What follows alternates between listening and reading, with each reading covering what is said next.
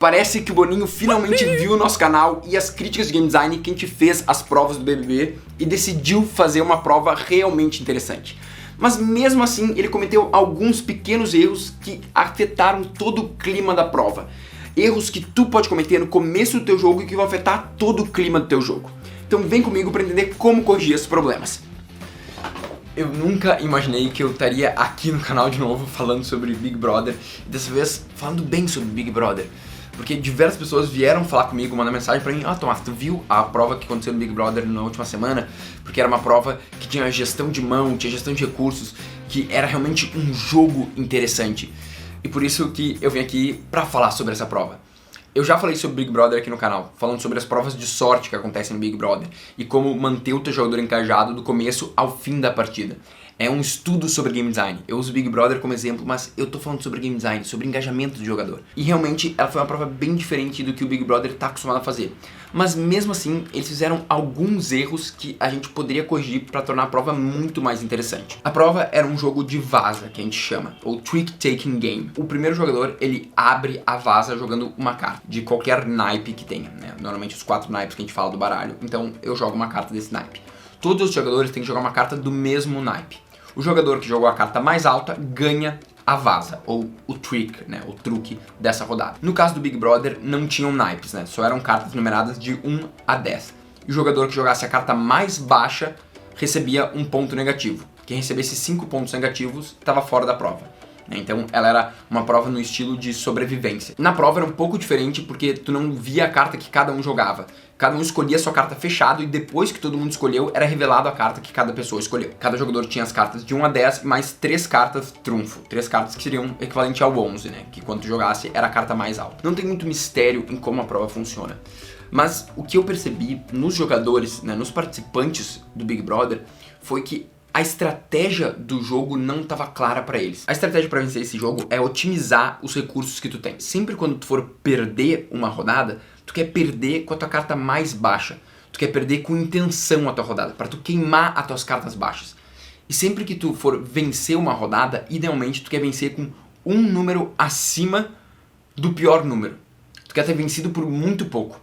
Essa é a estratégia ideal, porque assim tu tá queimando as tuas cartas ruins quando tu tá perdendo, e quando tu tá vencendo, tu não tá queimando tuas cartas boas. É claro que nem sempre tu vai conseguir jogar de forma perfeitamente otimizada, jogando uma carta acima da menor carta. Isso seria a jogada perfeita. Mas tu consegue deduzir o que os outros jogadores vão jogar e tentar um chute mais preciso de qual carta tu precisa jogar. Essa gestão de recurso, ela não é óbvia para as pessoas que estavam jogando. Tanto que até o DG, que foi quem venceu a prova, ele queimou as cartas altas dele, o super trunfo, o escorpião dele, ele queimou todos no começo. Ele saiu jogando o escorpião dele pra queimar e vencer as primeiras rodadas. Só que ele não percebeu que não era um jogo sobre vencer as rodadas. Era um jogo sobre tu não perder as rodadas. Né? Então ele ficou numa posição ruim, porque ele gastou as cartas altas dele no começo, mas os outros jogadores fizeram uma gestão ainda pior, e por isso ele acabou vencendo. Né? Aí a gente entra na questão que são as falhas da prova. Né? A prova ela teve uma falha de ensinamento, né, de tutorial, e ela teve uma falha de incerteza, que deveria ter uma incerteza nesse jogo, né? Essas são as duas principais falhas que essa prova teve. A falha de tutorial foi basicamente o que deixou o Vini confuso e deixou vários espectadores confusos sobre como a prova funcionava. Eles fizeram a primeira rodada ser fechada. Todas as cartas estavam fechadas na mesa, os jogadores tinham que escolher a carta aleatoriamente, elas estavam embaralhadas, né? Tinha que escolher a carta aleatoriamente e colocar a carta ali. Isso foi uma forma de dar um começo diferente para todos os jogadores. Né? O DG ele começou jogando um escorpião, que é a carta que vale 11, enquanto o Gustavo tinha um 7 e o Vini tinha um 3. Então a mão deles era diferente, o jogo começou num estado diferente. E o Vini começou com um ponto negativo, então ele também estava numa posição mais sensível que os outros jogadores. E isso é muito legal. Como game design, essa ideia é incrível, não fazer todos os jogadores começarem igual, ter uma incerteza no jogo. Isso é muito legal. Só que a forma que isso foi feito foi toda errada. O primeiro motivo é porque, como foi fechado a primeira rodada e tinha que escolher aleatoriamente a carta, isso confundiu os jogadores e os espectadores. Claramente isso confundiu o Vini muito claramente. Porque o Vini escolhia aleatoriamente as cartas dele depois disso. Ele meio que, vou nessa aqui. Ele não parava pra pensar na tática que ele tava usando pra escolha de cartas. Porque a primeira rodada do jogo foi aleatória. E ele acabou perdendo essa primeira rodada. Teve pessoas comentando no Twitter, prova de sorte. Não, essa prova não era de sorte. Essa era uma prova de habilidade. Só que o fato da primeira rodada ser aleatória deu a entender que era uma prova de sorte. Essa foi a impressão que essa primeira rodada passou para os jogadores. Passou tanto para os espectadores quanto para os jogadores que estavam na prova. O DG conseguiu perceber isso na primeira rodada que não era, né? Enquanto o Gustavo demorou um pouco mais, mas ele percebeu. E o Vini, ele não entendeu até o final da prova. Tanto que ele dizia, Deus, por favor, me ajude. Não, Deus não vai te ajudar. Tu tá com uma carta ruim, tu colocou uma carta ruim, tu fez uma gestão ruim, tu perdeu. E isso é muito importante. A tua primeira rodada, o começo do teu jogo, ele serve para setar o clima do teu jogo. Qual vai ser o clima desse jogo? O que esse jogo quer? Né? O que esse jogo quer passar pro jogador? Qual é o caminho que o jogador vai percorrer aqui? E quando tu começa uma prova que é sobre gestão de recursos de uma forma aleatória, tu faz o jogador achar que a prova é aleatória. Tu faz o jogador achar que teu jogo é sobre sorte. É sobre sorte resultante, no caso, né? Mas não, ele é um jogo de gestão de recursos. Então a primeira rodada não tinha que ser aleatória.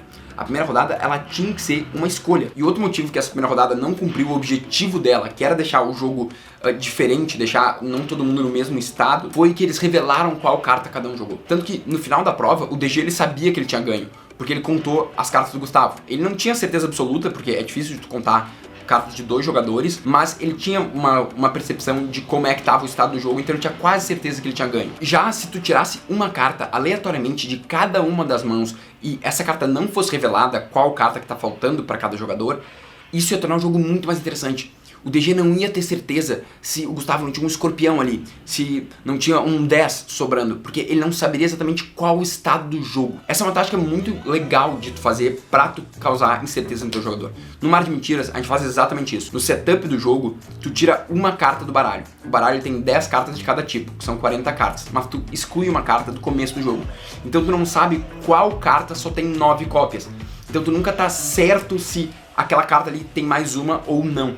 Isso traz uma incerteza pro jogador e deixa o jogo muito mais interessante. Porque o jogador ter certeza que ele venceu não é interessante. Se ele já sabe que ele venceu, não tem por que ele seguir o jogo. Quando um jogo ele tem um resultado absoluto, que eu sei que eu vou vencer o jogador, ele é muito menos emocionante. Se eu sei que colocar aquela carta imediatamente eu vou vencer, ele fica menos emocionante pro jogador.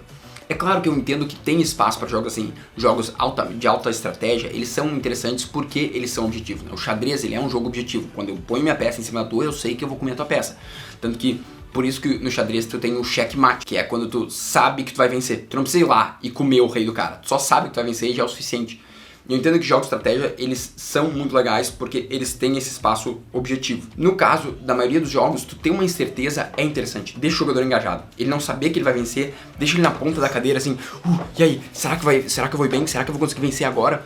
Se ele já sabe que ele vai vencer, não tem nenhuma emoção.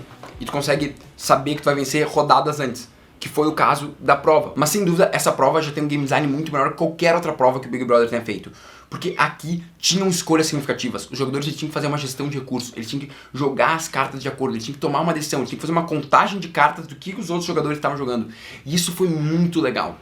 Mas esse primeiro turno ruim, ele setou o clima muito errado da prova. O clima da prova, que era para ser uma prova de habilidade, ficou parecendo uma prova de sorte. E as pessoas, tanto jogadores quanto espectadores, não estavam entendendo o que estava acontecendo. Então é muito importante, tu como game designer, pensar em como o teu jogo começa.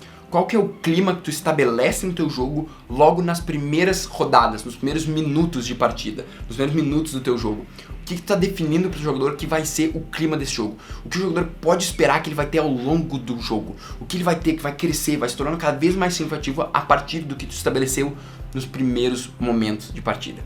Então tome uma decisão significativa sobre quais são esses primeiros momentos e faça o jogador estar de acordo e embarcar nessa decisão de o que ele vai estar enfrentando daqui em diante, o que ele vai estar experimentando e o quão incrível vai ser essa jornada com você.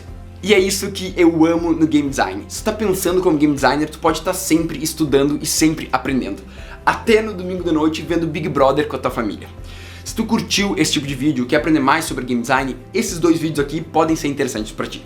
Não esquece de curtir o vídeo e se inscrever no canal para não perder nenhum. E até o próximo vídeo. Continue criando jogos incríveis!